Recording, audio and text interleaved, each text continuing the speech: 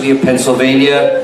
We produce the show World Cafe that airs around the country in a couple hundred stations. We're known for our commitment to the local music community and for our public-private partnership with World Cafe Live, which is, we got 2 venues and a radio station all in one building. And our mantra and our mission, which is relevant today, is that we connect artists and audiences. And that's what this session's all about, is that connection. And how does that connection between artist and audience impact the community, and how can the community and the creative ecosystem best benefit that connection between artists and audiences? We have a great group of folks from the local music community in Philadelphia. I'm pleased to say that I can say it's a thrill to welcome Jill and Chill and Will. I don't know if somebody planned it that way, but that's kind of cool. I'll just say a brief thing or two about each person, because I think their own work and their experience will sort of show during the course of our discussion. But Jill Ryan's a multi-instrumentalist and singer for her band Great Time, who you'll be able to hear at 9:30 tonight as part of the local Philadelphia Artist Showcase that XPN and Rec Philly are putting on tonight, beginning at 8:30, going till, I don't know, 1:30 or so in the morning. So an incredible group of artists. Jill grew up in the Bay Area, studied in New York, but with her bandmates settled and built a studio in a small farm town outside of Philadelphia. So I'm sure we're going to hear more about that. Will Toms, here on my right, is an entrepreneur and digital strategist, and is the co-founder and chief creative officer for Rec Philly. Yeah, let's hear it for Rec Philly. They helped to make this happen. And they also have what is been described as a WeWork space for artists in Philadelphia, and has some exciting plans in the work for the coming year. So we're very glad to have Will. And then we have Chill Moody. Chill is quickly becoming a Philadelphia icon. Yeah, how about that? One of Philadelphia's rapidly rising artists, is a favorite at WXPN. He's been labeled by Councilman O in Philadelphia as Philadelphia's music ambassador.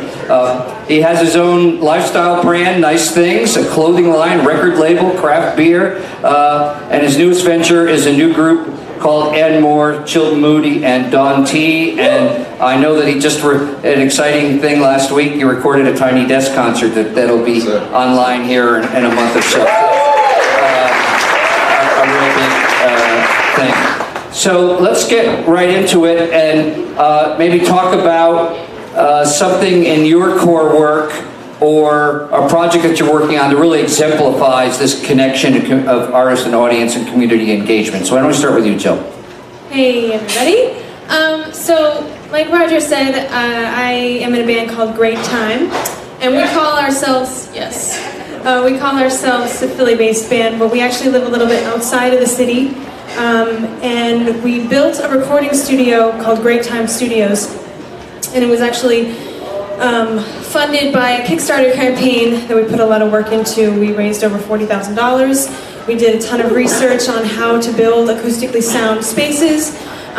We were at the library getting books, like at one point had, different equations, trying to figure out how should we angle both walls, bass traps, which distance, blah, blah, blah. So we did a lot of work to try to create this space, not only for ourselves, but for the Philly community of musicians. And we've had a lot of local artists and people in the tri-state area that come through Philadelphia to play at all the amazing spaces and venues there. But then we wanted to have this other space where they could kind of capture just, while people are on tour, like, let's just hit the studio for not only to like rest and sleep there, but to record something and kind of get away from the city, the hustle and bustle, and just be nestled amongst the trees, big open farm space.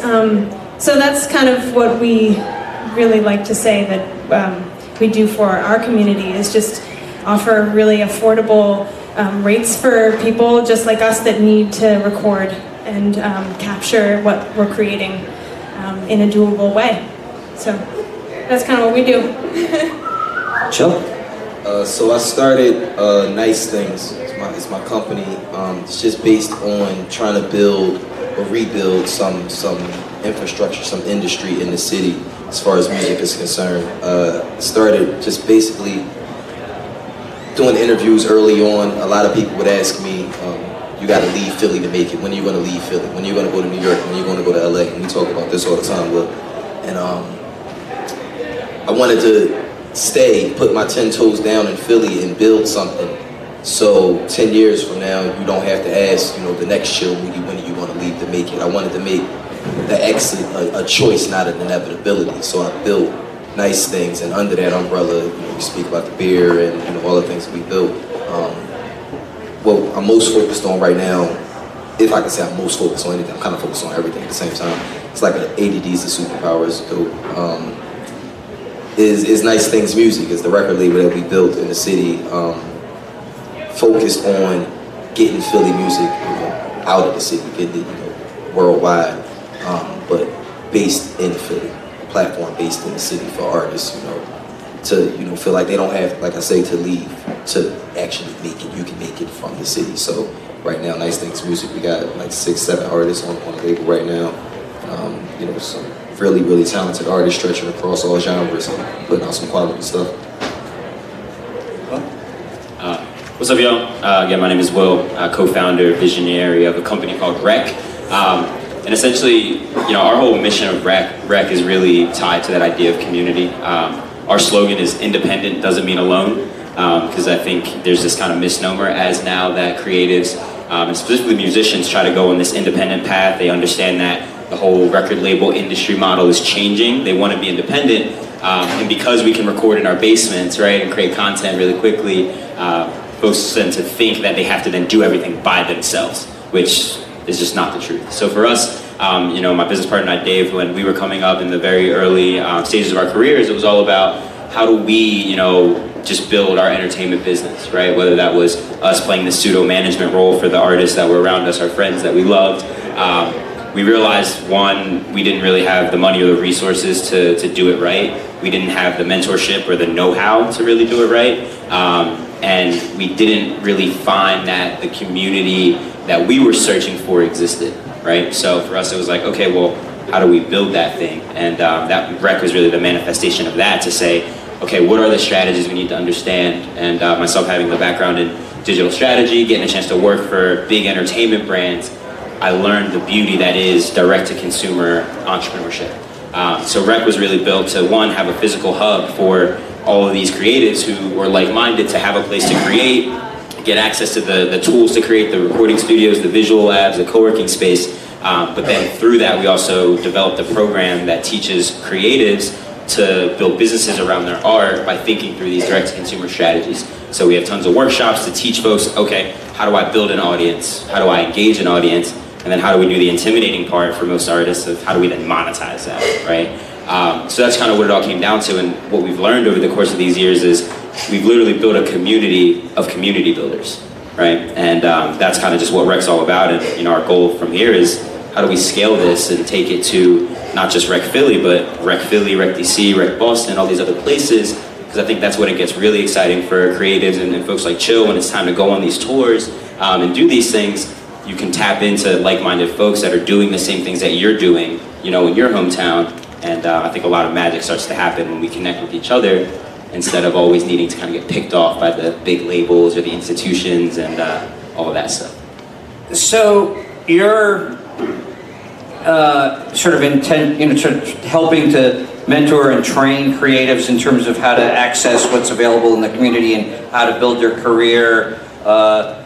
Chill is being very intentional while trying to get the things in his community that enable people to have a career. And Jill, you chose, you lived in San Francisco, you studied in New York, you chose this area, the Philadelphia area, to sort of put a stake in the ground. What are the ingredients, whether it's Philadelphia or someplace else, that a community needs to have to be a good ecosystem for artists to survive and thrive? So why don't we start with you, Chill, because I know that you think about this a lot. Yeah, and I think one thing that you may not think about is it's an intangible. It's the pride you have for your city.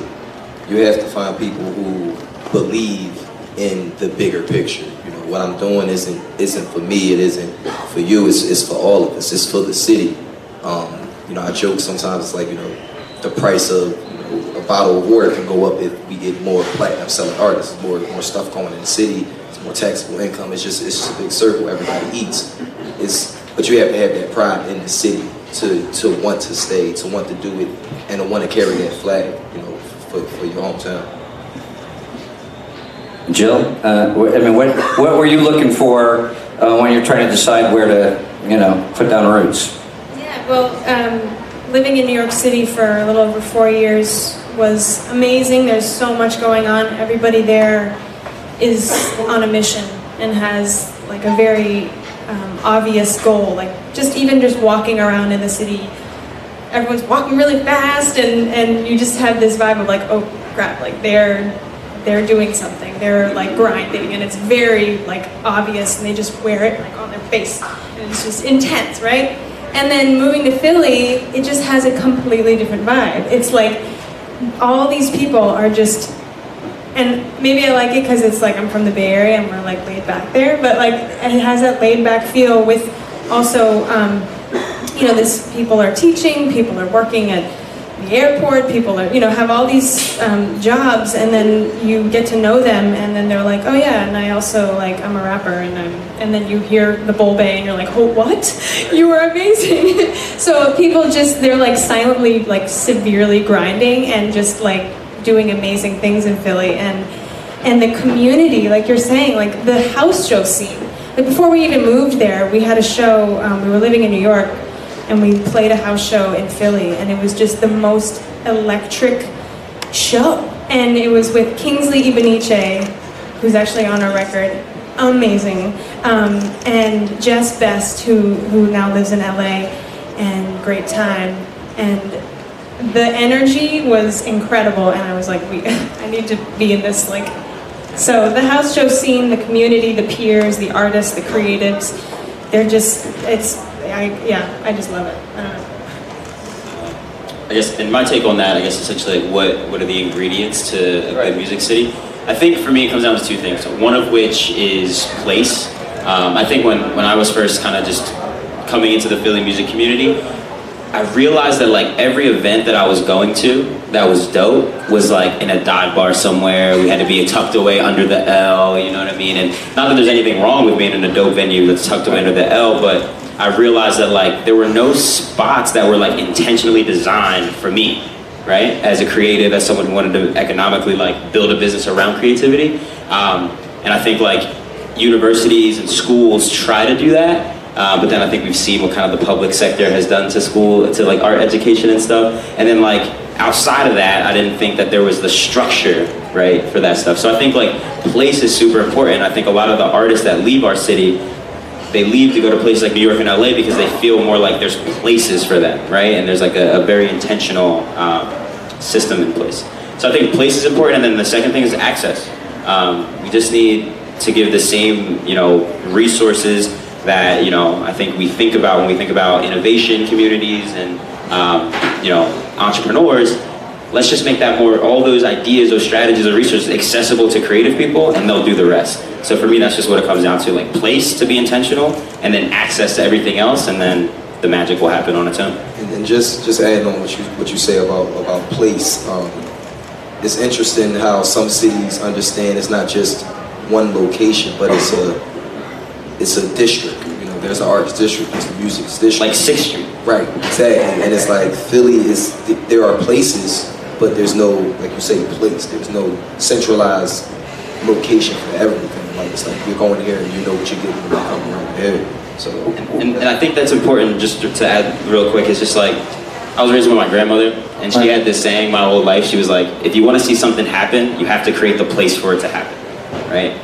And that's just what it is, you know. And it's just like in Philly, we get real creative with whatever spots that are there, but you know, if we are more intentional about making sure it's there, it'll bloom.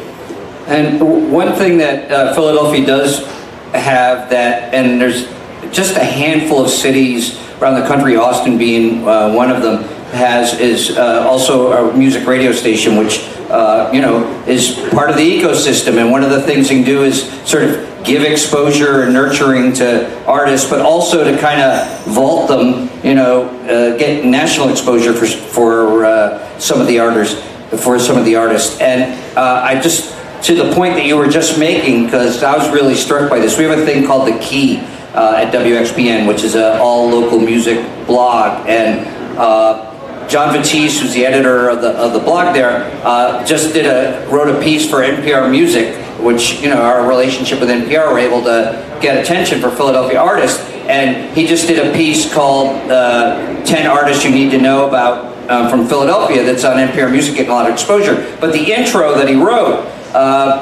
said, Philadelphia is a city of neighborhoods, and in the same way that the high-density grittiness of South Philly's Pensport is distinct from the multicultural bohemia of West Philly's Cedar Park, the music from different creative spheres across the sprawling metropolis boasts a variety of unique identities, from punk to psychedelic rock to hip-hop. Philly is neither a sonic monolith, nor is it an all-encompassing melting pot. Rather, it's a spacious scene that allows each group to stand alone and blossom on its own. And I was like, wow, he kind of nailed it. And I think it ties in what you guys were talking about. So, what are the pluses and minuses of having this sort of, not having, you know, if you have like a central thing, you know, that it's all about this, it's kind of helps to break artists, it helps to create some critical mass, as opposed to this, hey, there's a wide variety of genres and spaces and neighborhoods. And so what are the pluses and minuses for a musical ecosystem, a community that's sort of like really focused, as opposed to one that just sort of, as this says, allows each group to stand alone and blossom on its own? There's pluses and minuses. I mean, it depends on what you want, what's your objective, what do you want the outcome to be, and I think, you know, both work. Just catch some cool shows and, you know, have a good time, spread it out or whatever. But if the entire ecosystem is focused on a goal, and it's as talented as Philly is, that goal is easily achieved. So it depends on, like I say, what the outcome, what you want the outcome to be. And I think that programs, specifically like WXPN has, and blogs like The Key, that spotlight local musicians, is one of those ways that we can grow and flourish. And I think it would be great if there were more of that. And, you know, because there's super underground, you know, people in these house shows that are just performing for the first time, and it's just, it blows my mind how good they are. And then you have, you know, people that are, you know, touring, going to the Grammys and doing all this stuff. So yeah, just even more spotlighting of what goes on would help. How important is it to have a breakout successful artist? I mean, you know, it's been said that, oh, you referenced it earlier, that, oh, you got to go to New York or Nashville, LA, whatever, to really achieve great success. So is that still true? And how important is it for a scene, no matter how widely spread is it, to have, like, you know, somebody who's getting national attention kind of pull the scene behind her or him? I'll jump in for this one. How important is it to have that breakout successful artist? So I think we have to kind of define some things there. Like, first being like the success. Because for me, success could look like a number of different things. But as far as the latter part where you added the national attention, I personally don't think it's all that important. Because I think we're at a place in music where, I know I grew up with an iPod, right? And I know that I listen to all different types of music. And for me, I think I like to talk to the artists that I serve more so about, don't try to cast this super wide net and try to get everyone's ear. If you really could just be super focused and intentional on getting the people that love what you create to like really love what you create, right? Because like some of my favorite artists that I love and appreciate that have become extremely successful, they don't have this super wide audience, right? Like for example, like I love Tyler the Creator, right? And you know, this is a little different than what you guys are doing at XPN, but like Tyler the Creator is extremely successful, but I don't think I've ever heard him on like the radio, right? So for me, it's like, I almost want to just like dispel this myth of like, yo, you gotta be national, you gotta be all these different things, because like, as soon as you go on the internet, you're international. You know what I mean? So it's just like, we gotta kind of redefine that. But to the point that I think we were almost touching on is just like, how important is it for someone to be successful and just like do it? That's super important. And it's really important because once someone can do it and sustain that success, it gives everyone else permission to believe in themselves that they can too, right? So I think like that's kind of why it's important, but it's so deeply crucial for us to just make sure we know success is not this massive everyone knows your name thing. It's, yo, are you doing what you love and making money being true to yourself? That's like the only thing. I'll just jump in to piggyback a little bit, and I know that for myself as an artist and musician, after performing at the Philly Music Fest, which was an opportunity that was granted to my band for winning what WXPN, a contest that you guys put on called the Beta Hi-Fi Emerging Artist Series, kind of like a battle of the bands. But we won that, and through that got an opening slot at the Philly Music Fest, and watching the districts and Palm downstairs at World Cafe, I was just like, wow, this room is packed with, it was just packed, and everybody was like singing along and just driving, and I was like, these are Philly musicians. Everyone here is from Philly, and it just got me excited. I want to, and it got me motivated, and so I feel that. I feel like a little opposite of what you're saying, just because I feel like breaking out and having a breakout artist from your city is very important, in the sense that you do the right thing when you get that light. So you see what, for instance, just to give you an analogy, how much more focus came to the city when the Eagles won the Super Bowl. Now we're nationally like, one of the best cities.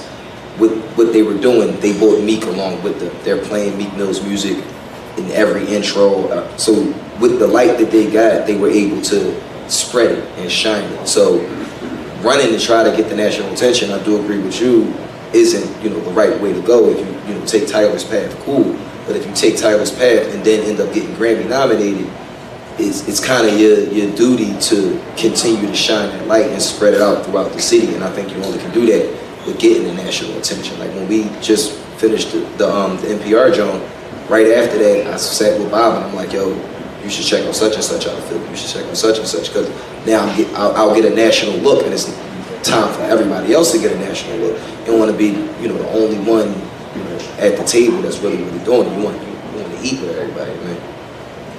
And I think, if I remember correctly, Bob Boylan from Tiny Desk saw you at XPN doing a Tiny Desk, the Philly bands kind of showcase, right? So you all have talked about it from the artist perspective, but what's the role of the community? What's the role of the city? Some people might say, hey, the best thing the city can do in terms of the artist-audience relationship is stay out of the way. But are there things that the city, whether it's Philadelphia or some other community, can do to sort of facilitate this engagement between artists and audiences? I think the most important thing that the city can do for its artists is empower its artists. So yes, get out of the way, but provide an opportunity for you get out of the way so the people that work in this industry can figure it out. It shouldn't be councilmen who don't play instruments or don't even like music making music decisions. Empower someone in the city that is in it to make those decisions. So, and that I don't. It's kind of like get out of the way, but it's also like I'm out of the way because I put you in position. I would just want to talk about something that's cool that Austin has, which is the Health Alliance for Austin Musicians, HAM, and that's health insurance for Austin musicians. And I think that if Philadelphia had something like that, that would be incredible. I mean, we make nothing, right? We're starving artists, and dentist is expensive. Yes, out-of-pocket cleanings twice a year. So yeah, if there was like a way that Philly's government could offer health insurance. I know that Music Cares is another organization that does that. Yeah, but that's an important one for me. And and I totally agree with both of you guys on that. Like, just being intentional about empowering artists in whatever way, and I think that could be in super large ways, like that healthcare thing. I didn't even know about that until you told me, which I think is, you know, a lack of just. I'm curious why other cities haven't adopted things like that yet. But I also think that there's like really small things that cities can do as well. Like, I know that there's small laws even in Philly, you know, that could be tweaked to just empower artists. Here's a really, really small one. I know an artist who multiple times has played at a gig, gotten a wage for his performance, but then while he was unloading his equipment for that gig, got parking tickets that literally cost more money to pay off than what he got paid for that gig. Yeah. Right? So like the small thing would be, hey, this is a music venue. We know that artists need to unload here. How about we change the rules so that way when they're unloading, they're not going to get tickets, right? So I'll let you know we are launching a pilot program now because of just because of that. So you'll see the placards. I think the TLA has signed up for it. Hard Rock Cafe. I want to say like Underground Arts signed up for this pilot program to stop that. So we did that through the Philly Music Industry Task Force, but that was putting the people in the room that understood what the problem was and can bring those problems. So something like that healthcare is like some people might not even know artists don't have health, they're not even thinking about that. If an artist can't bring that to you, but you got to have the access to be able to take that to the city. The artist's voice has to be in the room with the decision maker. Right. Yeah, that reminds me of, I won't go there, never mind. I wanted to hear that. What about the private sector? I mean, well, your company is a creative, but it's a tech company also, or you're intersecting with a lot of tech companies, like here and elsewhere. Yep. What can the private sector do, and tech companies in particular, given we're here at Interactive Week at South by Southwest, what can they do to sort of facilitate the artist-audience connection in their communities? Okay, so I guess I gotta kind of hit this from two different angles. All right. On the one end, if there are tech companies that are literally in the music space, right? Like there's tech companies that are based around media communication, and I think they just got to keep doing what they're doing and allow artists to use their platforms as ways to tell their stories, as ways to build audience, and some of the big ones, the Twitter, the YouTubes, the Instagram, have been able to do that. But then I think there's like the tech companies that may not fall into what I just mentioned, and I think for them, they got to just remind themselves of like the value of culture. And understand that literally everything that they're doing most likely is going to be enriched and enhanced by adding some sort of culture to it, whether that be music or film or etc. And I think like that's a testament of like what we're doing here with Amplify Philly. Like this is one of the largest private-public partnerships in the city, and I think some of the leadership has really understood that, hey, if we want to go off and show off our city to the world, it's silly for us to go there and talk about all the business that we're doing without understanding that at the core of what it means to be a Philadelphian is, we have some of the best culture and art ever, right? It's a part of our identity. So to take that out of it and go to the big scale, it's like there's other companies that I think are missing because they forget that their consumers are people and that people are driven by culture, and artists are the ones who connect with those people, right? So it's just like we have to kind of think backwards and think about how we value art and music, and then move from that understanding.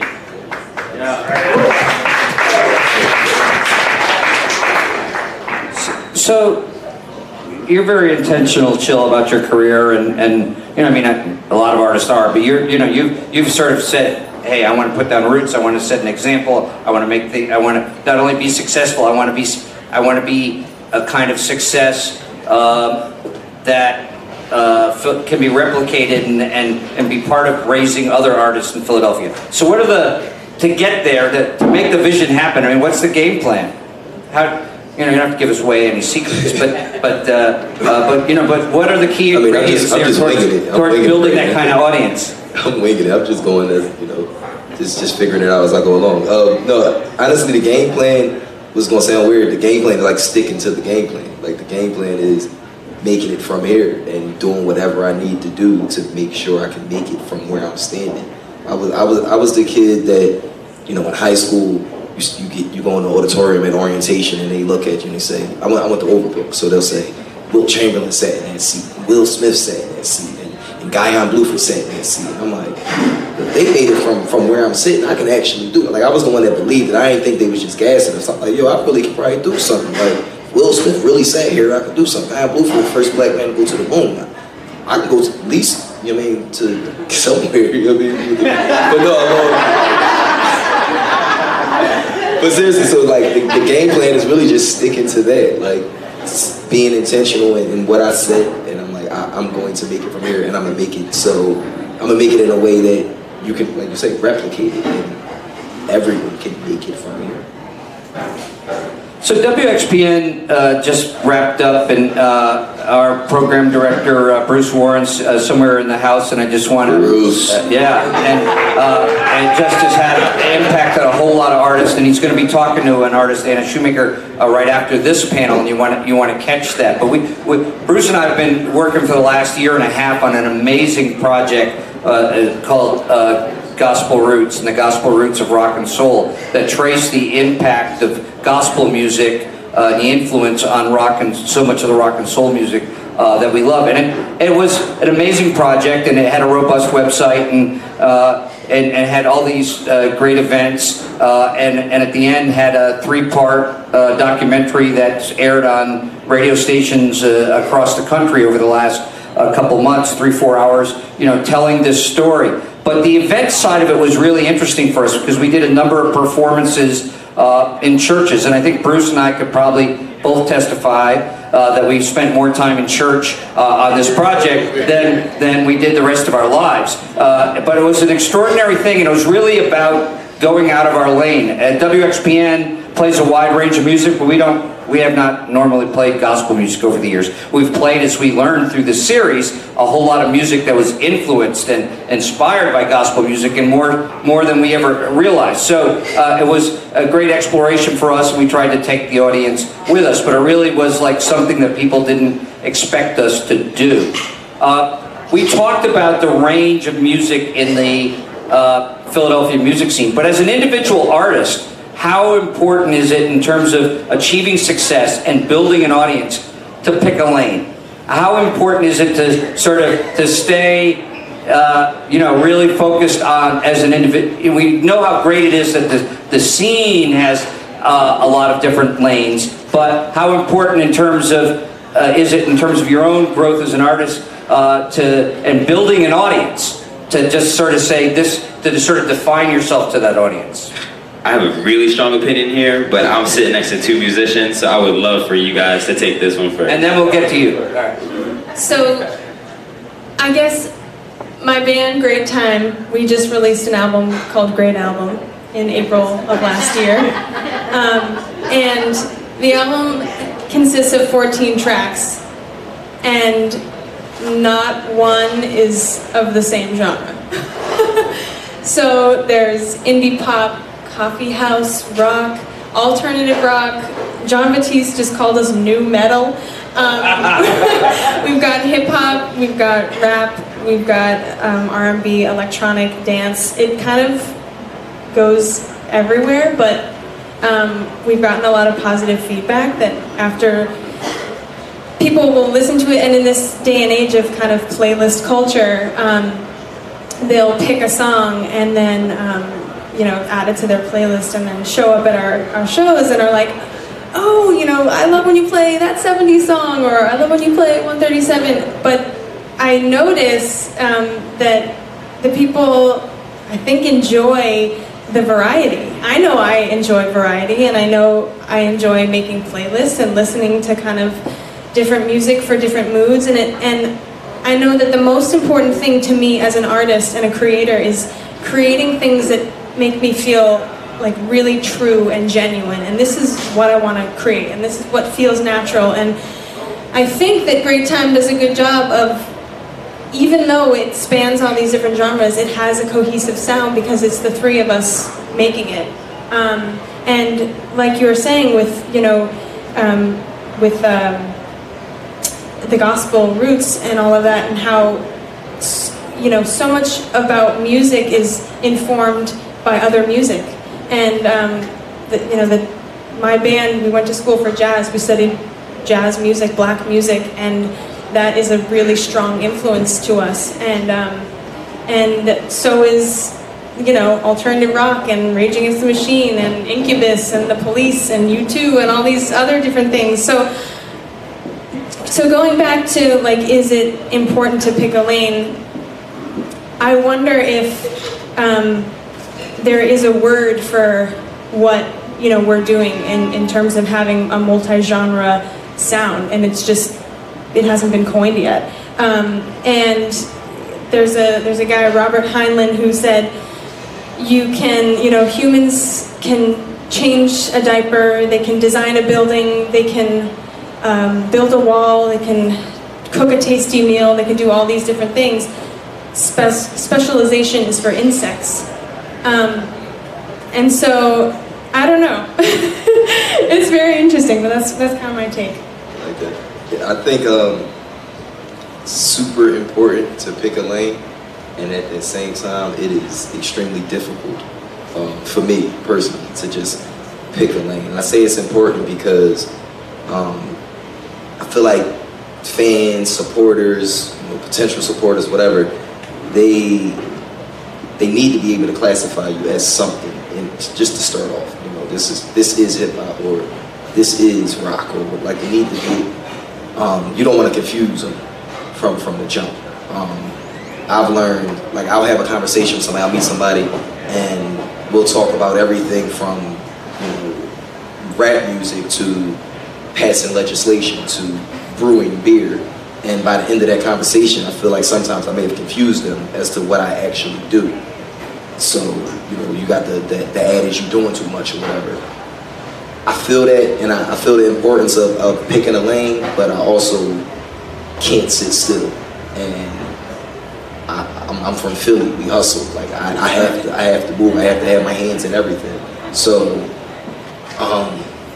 yeah, I fight with that all the time, because I understand it all the time. I see it. I see how certain rappers, Wiz Khalifa was rapping for years, but until you could classify him as the weed rapper, he didn't really pop off like that. You know, you had to be able to, like, you know, specify what it was. So I'm still trying to find a way to, like you say, how do I classify? What's the lane of the person that's in every lane? Like, what do we call that? We should figure that out. Yeah. Let's figure it out. What we calling it? Global leader. Well, that's what we are then. Yeah, I always appreciate you guys' perspective as musicians. I guess you guys kind of look at it a little differently, but there's a common thread under there. So for me, I think it's extremely valuable to pick a lane, but I personally believe that lane is not based on the genre, right? Again, I grew up with an iPod, so I know that, like, I listen to all sorts of genres, but I know that if I'm really honest with myself, all the music I listen to made me feel a certain way, right? So I think it's like, two things are important if you're gonna pick a lane. I think you pick your lane based off of who you wanna be valuable to, right? Who is that kind of person, not like demographics, what do they look like, but like psychographics, what do they think about, how do they view the world, right? And then, how do you wanna make them feel? And if, as long as you do that to those people, I think people will never get confused, because when it's time for that person to feel a certain way, you're gonna be the first person they think of, right? So to use your Wiz Khalifa example, like, when I was in college and sorry grandmother if she's watching this on live stream, but when I smoked weed, if I woke up in the morning and that's what I wanted to do, Wiz was the first person on my mind, because he was the person who made me feel that certain way at that time, right? So I think that's what it's all about. Who do you want to be valuable to, and how do you want to make them feel? And then you can do anything you want, right? You can make a beer, you can make music, right? You can create video content, but as long as you're making them feel the same way through all those things, they'll love you forever, and you go from there. We got time, I think, for one or two questions here. Is there a mic out there? Or? Yep, okay. Here we go, right here. And then over here, yep.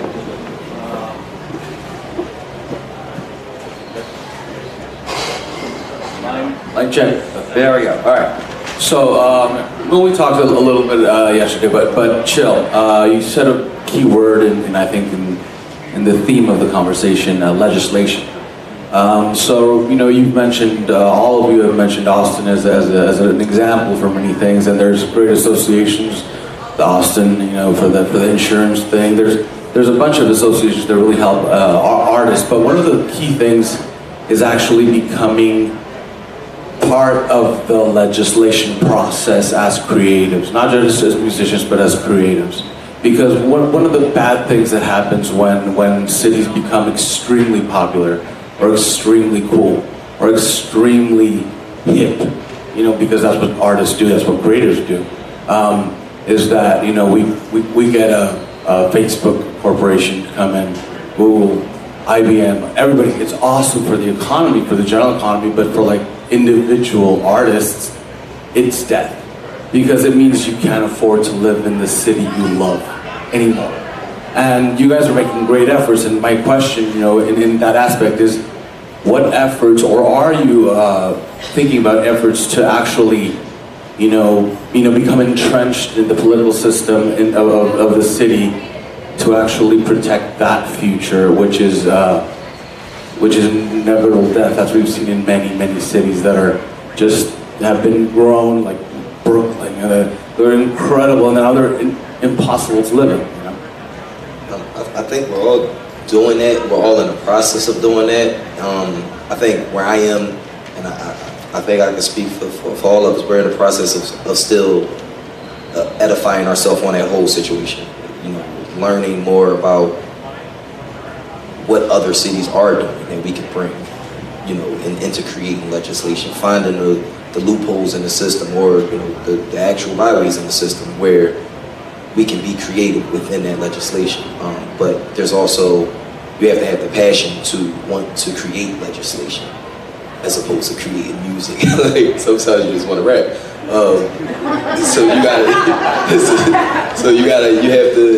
You have to, what I do is, I learn and try to work with people who are passionate about doing that, so I can, stay in my lane.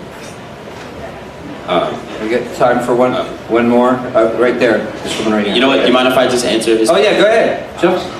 So for me, I'll try to make this super short, but when it comes to like the role of like creatives in government, I think it's really beautiful to think about it in this way.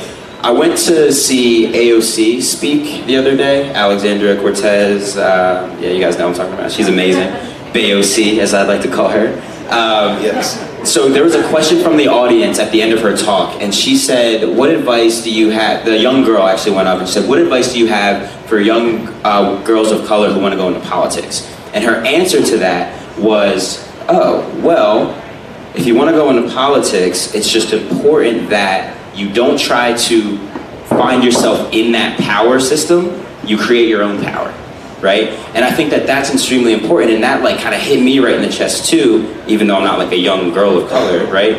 But the reason I say that is because I never saw myself in politics until I started placemaking, right? And creating this new kind of system for creatives to empower themselves, empower their own audiences. And then before I knew it, some of the Democratic candidates started to approach me, right? And I think that that's so important to think about, because it's like, the politics game is the politics game, right? And artists have a role in that, but I think we can be more impactful when the ears are coming to listen into what we're doing, because we have made those cities cool, we have made these things happen, etc. Because I'm not like a big pushy guy, I'm not gonna try to force anything on anyone, but I think for us it's like, how do we just do what we can to build our own power structure, and then allow the government officials to kind of lean in and say, I'm interested in what's happening there. How can we now bring your impact to the forefront? How can we build it up? So that's just how I look at it, and it's a longer game, but once you get invited to those conversations, into those rooms, you have the ability to stay true to yourself and then let people change their own minds. So that's kind of how I think about it. Hi. So I'm in Philly, and I'm an artist, and my medium is the written word, and I moved to Philly to fight poverty. And so what I'm thinking about, and I want you guys to talk a little bit more about this, is as I'm in the communities and I'm in the schools where they don't have the art stuff, they're not learning instruments, they're not learning any of that stuff, how to do any of that. What can artists in cities like Philadelphia, where the poverty is so high, and there's so many issues going on, and other cities, do what the government isn't doing, or do what the schools aren't doing? Because I was just like, there's all these young people, they can sing, they can dance, they can rhyme, they can write. And I was like, okay, I'm gonna start a writing camp out of my own dollar. I don't care, because they need this. what more can, like, what kind of things do you recommend, specifically you, Will, like, how can artists get more involved in making sure that these young people are getting access? Because, like, you know, in Philly, there's so many things that don't nobody know about. Everywhere I go, they ask me, well, how can I do this? I'm not even from there originally, and I'm dropping sources. How do you not know this? So what can artists do for that? So thank you for that question. I think that's an incredible question. My answer to that is, I'm just gonna answer just from Will, right? The way I think about it. For me, it's very important to me that I don't wait on the government to solve my problems. It's really one of those things for me where it's like, I'm not gonna wait on the public sector because I've lived through the public sector for a lot of my life, and the impacts that I've had on me from the public sector have not really been great, right? But what I have learned is when we start to think less about this like impact that we know we need to see for our young people through like this social good lens, and then we start to think it through more of the capitalist lens, which unfortunately people like to talk about easier, and they like to change things when we're talking about money. I like to help people understand how much money they're leaving on the table by not investing into our youth, right? And one of the things that I know to be true is if you empower folks to build businesses around their craft, they become economic contributors to, right, everything we're talking about. I like to do it through that lens. And like, for example, when we talk about Rec Philly and what we do, when we first founded the business, every time I said I was helping empower artists, right away they're like, oh, you're a nonprofit. And I was like, yo, nah, we're not. Like, right? Because there's this stigma and all that stuff. But once we start to really think, and I love like people like Arlen from Backstage Capital, because her mindset is not, woe is us, black and brown found, you gotta invest in us because we need the money. It's, no, you're leaving money on the table by not investing in these people because there's so much value to be given. So for me, it's like that. So to wrap that all up, I say, I think there's a lot of brands that respect our dollars and that respect the attention of our young people. And if us as creatives can partner with the private sector brands who get it and respect us, we then together can actually drive the economic impact by using their money, using the attention that we have to get to those young people and say, oh, what does it look like if, let's say, let me think of a good example off the whim. Right? Just think of any like black hair care product and what it would look like if we went into the schools, partnered up with that brand to then help create an arts program in that school. They win because they get the attention and the love and the respect of all these young women who are going to grow up loving those products, and we win because we get the resources that we deserve to have for our young people. So it's like, let's just leave the public sector out of it. Let's just do that, and then as soon as we start doing that in the private sector, the public's going to come running like, yo, look at the impact that's being caused. Benefit off of that anyway. Exactly. So that's just my opinion. Will specifically, his opinion. But that's how I look at it. It's like, yo, public sector has never really helped me out that much, unfortunately. And I know that there's great people within it, but I'm talking about like the grand public sector, not like any specific people. And it's everybody's job. It's the job of the artist. It's the job of the private and nonprofit structure that's all around the artist. It's the job of the audience to facilitate this creative ecosystem when there's this like vibrant connection between artist and audience. It makes for a healthy community, and a lot of things flow down from that. I want to thank you all for being here today. I want to let you know there's an interview coming up in just a few minutes with Bruce Warren and Anna Shoemaker that you're going to catch. And then 8:30 tonight, you're going to hear 7 or 8 artists go until, you know, way into the wee hours, and a wide range of music that has one thing in common. It's all from Philadelphia. So thanks for being here. And, see you later.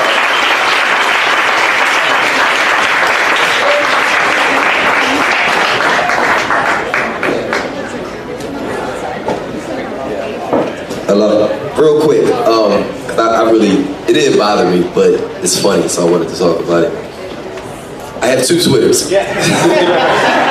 So you can follow me on Twitter at Chill Moody, but you can also follow me at Drunk Chill. He's a good time. But this right here is not Drunk Chill.